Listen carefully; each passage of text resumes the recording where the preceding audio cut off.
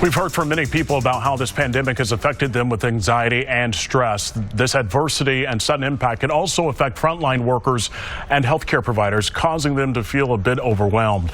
Joining me live this morning to talk about this is Dr. Laura Stone. She's a psychologist with Child and Family Psychological Services. Dr. Stone, first, thank you for your time. This is an important topic to discuss today. We know healthcare providers are excellent at caring for others, but coping in a crisis like we're in right now is often beyond the abilities for even the strongest ones. How so? Well, yeah, I think that healthcare providers bring a lot of innate strengths, and just the fact that they made it through medical school or their training programs shows that they have a lot of ability to be resilient and cope with stressors. But in an extreme situation like we're facing now, they're facing things that they're not used to facing in demands that exceed their capacity to sometimes be able to operate in the way that is most effective for them. And you are also working with a team of psychologists who have actually created a provider resiliency program to help these helpers. Explain this workshop and how this is going to help. Yeah, I just stepped out of the workshop a few minutes ago.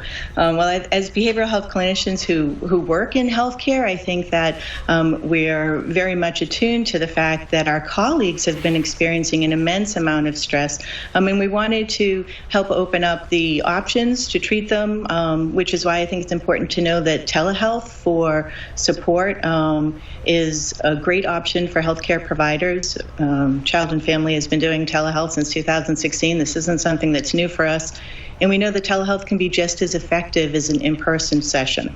And a lot of physicians are actually doing that with their patients as well. What are some of the signs we should look for, and how can we help if we see signs? Well, I think if someone is having an intense emotional response, or on the other hand, they're shutting down, they're having problems in their relationships, those are some signs that we look for that they're being overloaded and that they need some support. Of course, we look for signs of depression, anxiety, but healthcare providers are pretty good at keeping things in check during a crisis. I think what we're really going to be looking at is offering support after the crisis, which is why we created this training program to help behavioral health clinicians who are going to be meeting with healthcare providers know what to look for. And speaking of a crisis and how strong they can be, how much stress can a person on the front line handle in a situation like we're experiencing right now? Way more than we could ever hope for. And while we are go ahead and finish. No, I think our healthcare providers are doing an amazing job. I worry about the aftermath. I worry about what happens after they've been through this situation that's triggering a lot of acute stress in them. And we know from the literature that if they don't get support, that could turn into PTSD. We want to stop that from happening, so we want to offer support now. I agree with you. They are doing an incredible job during this situation right now. And while we are talking about healthcare providers, we should also mention the other frontline workers who are out there struggling too. Does this same method apply to, the police officers, the teachers, the grocery store workers who are out on the front lines every day?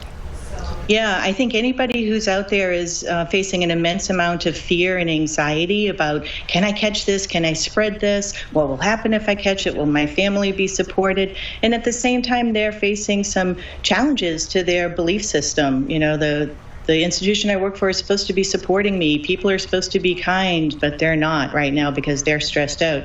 So how do we make sense of all that? And that's something that behavioral health clinicians are really good at working with people on. And so we want to open up the ability for them to get access right away, use telehealth services, use your family supports, use your friend supports. But when that's not working for you, call the experts. Right now, behavioral health services are available to everybody in the Commonwealth. And I would say that same also applies for all of us who are self-isolating at home during this pandemic. Dr. Laura Stone, thank you so much for your time this morning, giving us some insight on how our frontline workers are dealing with this and how we can actually help. We really do appreciate it.